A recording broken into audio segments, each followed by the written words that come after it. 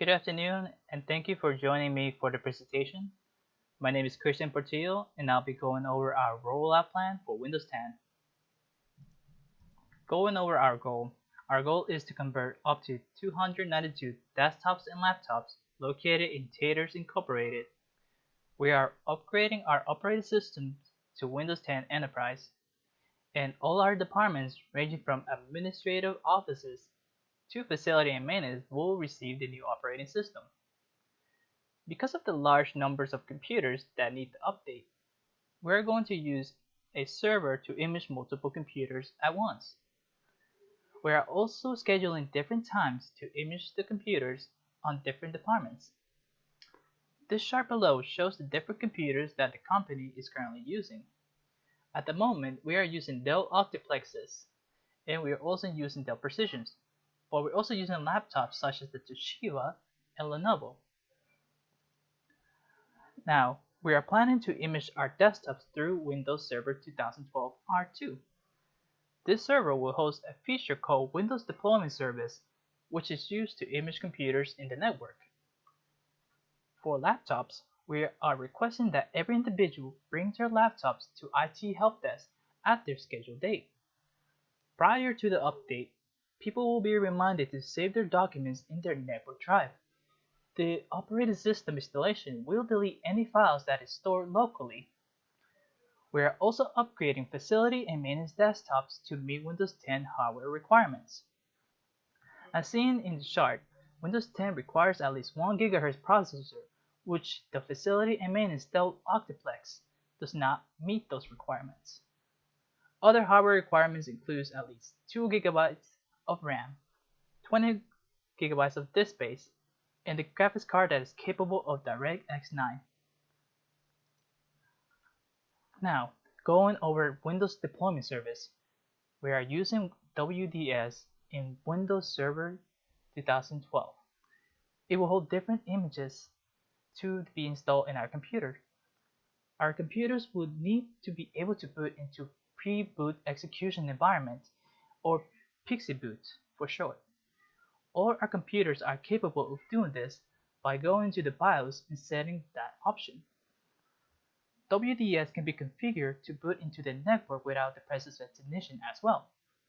It would then install the corresponding image with all the configuration required, such as the domain name and the programs. Now, this is crucial since main processing facility has 120 computers in their department. Users can also upload drivers to the server, which is then installed after the computers has finished imaging. Now, looking at our resources, WDS uses our Active Directory domain service, in which it needs to be a member of.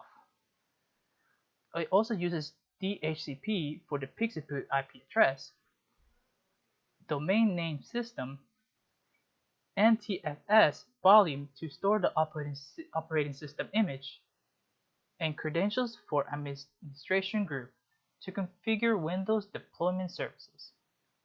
We make sure that these prerequisites are available before using WDS. Our server will host 10 different images. Images for the following machines include the Dell Optiplex 320, Optiplex 755, Dell's Precision Tower 5810, Toshiba Satellite 8665 workstations, and Lenovo's Y40 laptops.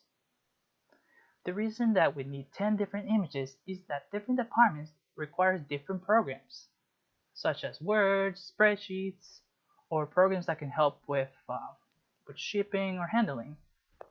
We also have a different mix of computers which require different drivers and settings.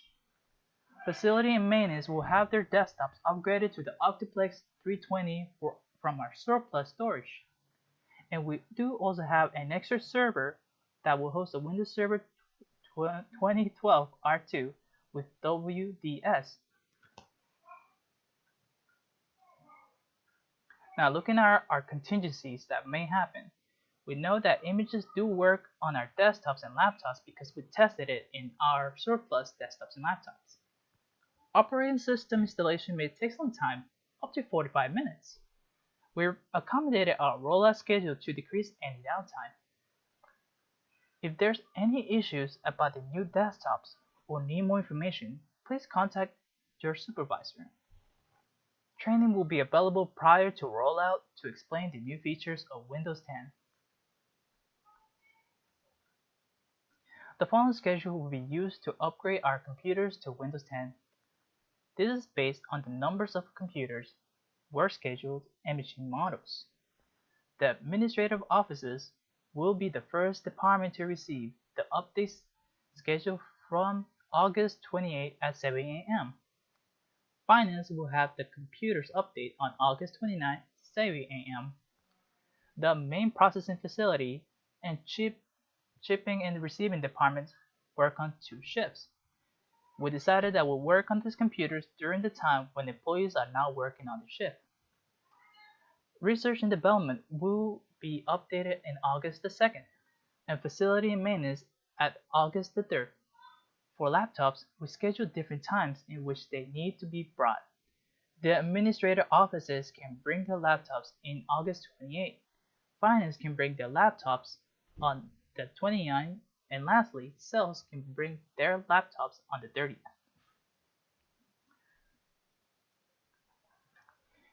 If there's any questions, please let me know. Here's my resources used for this presentation. And lastly, I hope to hear everyone's thought, and I'll be seeing you later. Thank you.